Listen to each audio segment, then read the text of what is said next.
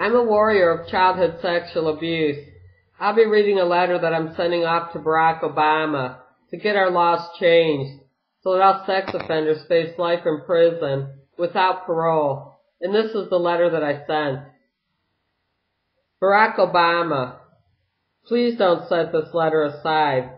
What I'm about to say is very important. I'm a warrior of childhood sexual abuse, incest. My father was a perpetrator. I reported this crime back in 1990. His sentence, 329 years.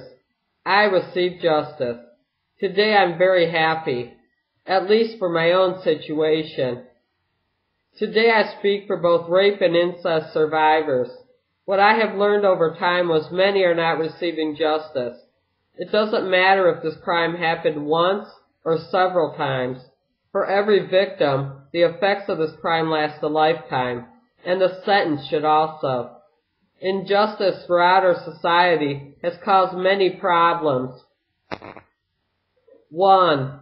Perpetrators let out of prison with short-term sentences later go on to abuse other victims, and in some cases killing their victims in hopes of not being caught a second time.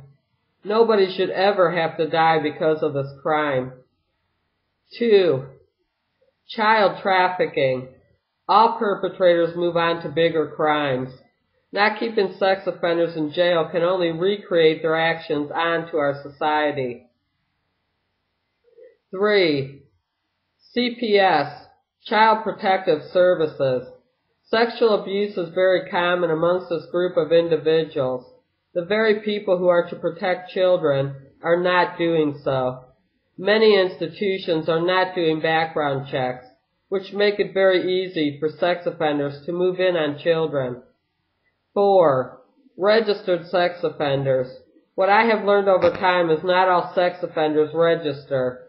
They instead choose to live on the streets in order to avoid this process, so they are free to roam the streets to abuse others again. 5. I have read many stories on victims committing suicide because of their perpetrators' short-term sentences. No one can see the impact this crime puts on a victim until it has happened to them. This type of situation causes great stress on the abused. We have to start protecting the victims. 6. Child pornography. Child pornography can be found all over the internet. Facebook and MySpace are forever dealing with this problem. In some cases, it has even been criminals operating inside prison walls. No computer should be made available to prisoners. 7. Statute of limitations. This can only serve the criminals. By the time most victims find their courage to tell, many are left without this choice. Victims never tell right away because of the fear the perpetrators place on their victims. They have done better in this regard, but still victims need a lot more time. Why is it that murder has no statute, but rape and incest does? For those who have never been affected by this crime, one will never know the damage this has caused each and every victim. Only 1 to 10% of rape and incest victims ever report these crimes. I believe if all perpetrators were sent to prison for life, without parole, more victims would come forward and report these horrific crimes.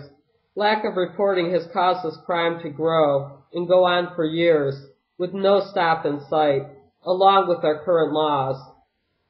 I won't say that just changing our laws will make a difference, 100%, but it will increase the number of victims who will take a stand and report their abuser. In return, it will mean less perpetrators walk in the streets to harm others.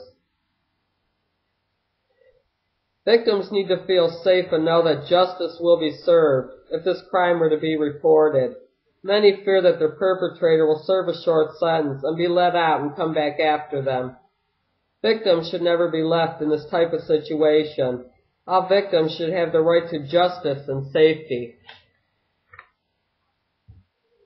We as survivors have been fighting this war for justice far too long. Please consider not only fighting for peace for our world, but also standing for justice for all incest and rape survivors.